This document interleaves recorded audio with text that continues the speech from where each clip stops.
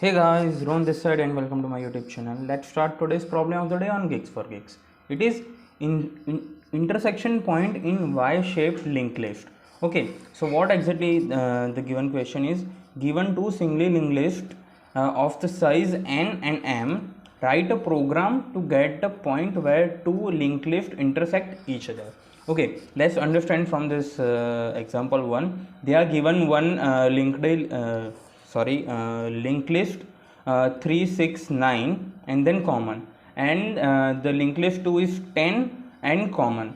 Okay, so what is this common is nothing but the another new linked list which is 15, 13 and the null. Okay, so we can say like these two are the different linked list 1 and 2, and that is intersect at the first point of this common. So after 9 will linked list 1 transfer to this 15, and after 10 this linked list 2 transfer to 15. Okay, here they explain with the figure 3, 6, 9 and 15, 10, 15 and 30. Okay, here from this figure we can easily see that 15 is the intersection point.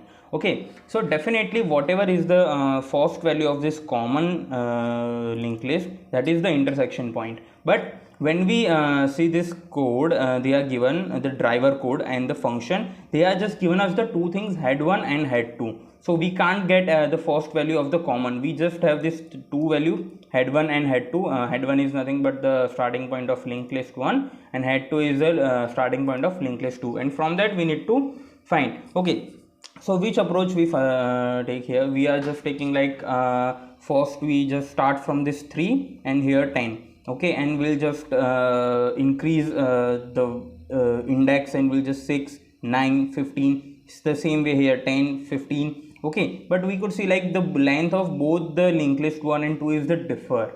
Okay, so how we'll reach at 15 at the same time? Okay, so when we start from here, okay, then it will take a 3 step to reach 15, and we'll start from 10, then this will take only 1 step to reach 15. Okay, then we'll just do one thing. First we just traverse this first linked list, and the second linked list the same, and whenever we are just get it the last null, if we are whatever the counter is there, whatever the pointer is there for the linked list 2, we'll just transfer that to head 1, and whatever is the pointer which is pointing to this linked list 1, we are just transferring that to head 2, which is nothing but the starting point of linked list 2. Okay, and this way in the second time we are reaching at the 15 at the same time. Okay, now let's just start coding in Python. We'll get more details while coding.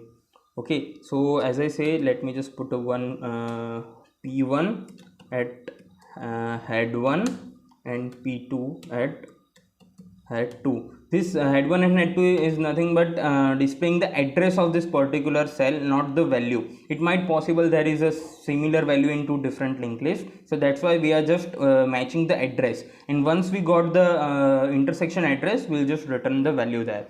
Okay, so first we just get like put a p1 and p2 at the head 1 and head 2. Now we'll check like if any of this p1 and p2 have any address, then we'll just go into this while loop. Okay, if both the things are null, then we'll just return -1. Okay, then let me first return -1 if the both the things are null. Okay, if any of this pointer have some addresses, then we'll go into this while loop, and first we check if both the address same, p1 is equal to p2. If yes, then we'll return p1 dot data. Okay, data is nothing but this will return, like as I say, p1 is nothing but the address of any of this cell, whatever it is pointing. So we are just returning whatever the data is there at that point of address.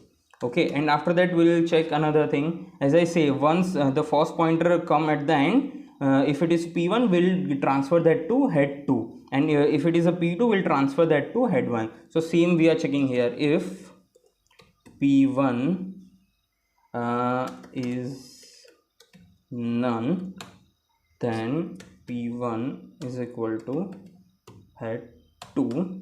In the same way, if p2 is none,